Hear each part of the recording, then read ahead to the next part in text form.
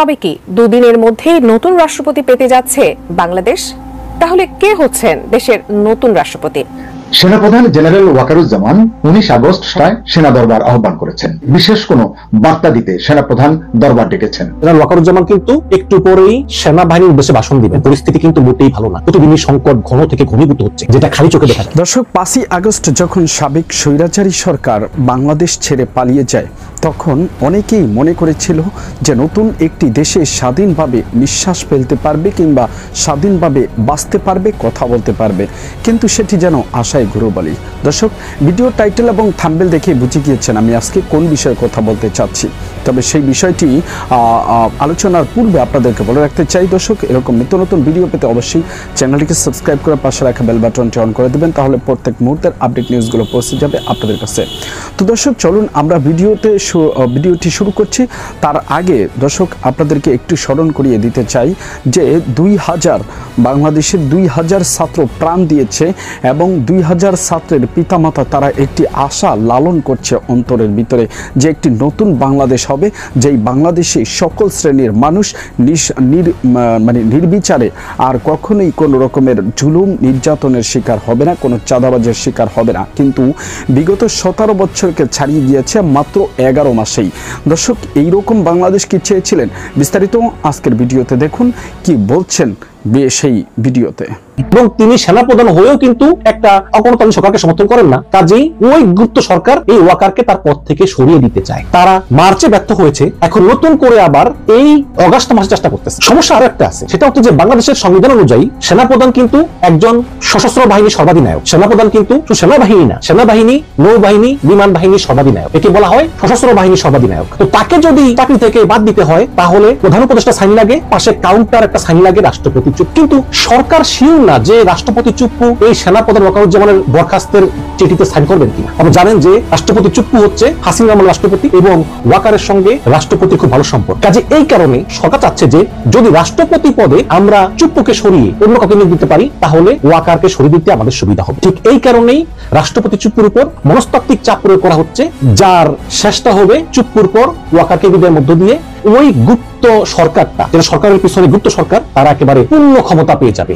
এখন যেমন অনেকগুলো পাওয়ার সেন্টার, বিএনপি, জামাত, সেনাবাহিনী, ইউনুস, তখন একটা পাওয়ার সেন্টার হবে এবং তারা যেভাবে নিয়ন্ত্রণ করতে পারবে এবং বাংলাদেশে কোনো নির্বাচন আর হবে না। এবং এই গ্রুপটা প্রথমে চেয়েছিল যে চুপ্পুকেও সরিয়ে দেবো, ওয়াকারকে সরিয়ে দেবো, ইউনুসকে রাখবো, কিন্তু তারা এখন ইউনুসকে সরিয়ে দিতে চায়। কারণ যখন ইউনুসের সঙ্গে তারেক রহমান লন্ডনে বৈঠক হলো এবং সেই বৈঠকে ইউনুস কথা দিয়েছেন যে ফেব্রুয়ারিতে নির্বাচন হবে, তারপর থেকেই সেই গ্রুপটা ইউনুসকেও আর অতটা পরোয়া করতেছে না। তারা মনে করছে যে ইউনুস যদি থাকে থাকুক, গেলে যাক, অথবা থাকলেও রাষ্ট্রপতি পদে থাকুক, কিন্তু ওই গ্রুপটা পুরো বাংলাদেশটা কন্ট্রোল করতে চায়, যার পথে সবচেয়ে বড় বাধা হচ্ছে বিএনপি, সেনাপ্রধান এবং বর্তমানে ইউনুস। কারণ ইউনুস কথা দিয়েছেন যে ফেব্রুয়ারিতে নির্বাচন হবে। সুতরাং এই কারণে একটা সমস্যা করতেছে। এবং দর্শক, আজকে একটা নতুন খবর পেলাম, সেটা হচ্ছে যে নতুন একটি রাজনৈতিক দল হবে। এই দলটা গোপনে গোপনে বাংলাদেশের সর্বোচ্চ জায়গায় আনাচে কানাচে কার্যক্রম শুরু করেছে গোপনে, এবং খুব শীঘ্রই দলটা প্রকাশ করবে। এবং এই দলটার প্রধান হবে মিস্টার এল। আমি এখন জানি না যে মিস্টার এল কে, আমি শিওর না মিস্টার এল কি সাবেক সেনাপ্রধান ইকবাল করিম ভুইয়া, আমি জানি না, আমি শিওর না। কিন্তু এই নতুন দলটার উদ্দেশ্যই হবে জামাত ইসলাম, চরমোনাই,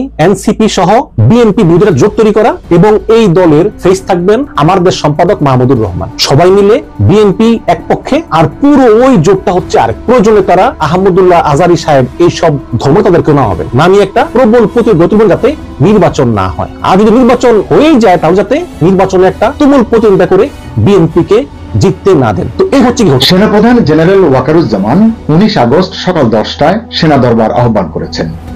এই খবরে চারিদিকে অনেকেই টেনশন করছেন। সবার মনে প্রশ্ন, এটা কি রুটিন দরবার নাকি বিশেষ কোনো বার্তা দিতে সেনাপ্রধান দরবার ডেকেছেন? দেশের বর্তমান পরিস্থিতিতে এই দরবার গুরুত্বপূর্ণ হয়ে উঠতে পারে বলেও অনেকে মনে করছেন।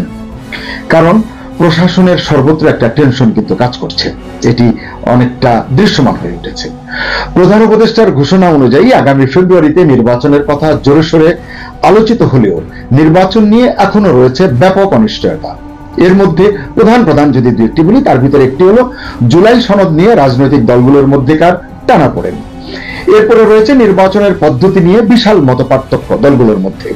জামাত সহ আরো কয়েকটি দল যেভাবে পিআর পদ্ধতি নিয়ে কঠোর মনোভাব এবং সিদ্ধান্ত জানাচ্ছে, তাতে নির্বাচন অনুষ্ঠানের সম্ভাবনা ক্রমশ ক্ষীণ হয়ে আসছে। বিএনপির অতি আশাবাদী নেতাদেরও কেউ কেউ বলতে শুরু করেছেন নির্বাচন নিয়ে কঠিন ষড়যন্ত্র হচ্ছে। কেউ তো বলছেন যে নির্বাচন হবে কিনা তারা বলতে পারছেন না। এরপর আছে আইন শৃঙ্খলা পরিস্থিতি। এটি যে নির্বাচনের জন্য অনুকূল নয় তা বলার অপেক্ষা রাখে না। নির্বাচনের সামনে বিরাট প্রশ্নবোধক চিহ্ন হয়ে দাঁড়িয়ে আছে মৌলিক সংস্কার এবং বিচার।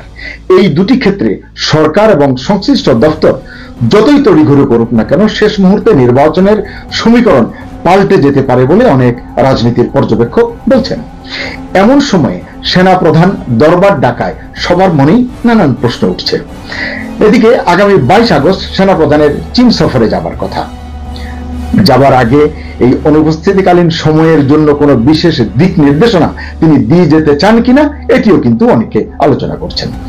ইতিপূর্বে আমরা জেনেছি সেনা প্রধানকে নিয়ে সরকারের শীর্ষ পর্যায় থেকে অনেক রকমের পদক্ষেপের কথা শোনা গিয়েছিল, যেটি অত্যন্ত নৈরাশ্যজনক, যদিও শেষ পর্যন্ত তেমন কিছু ঘটেনি।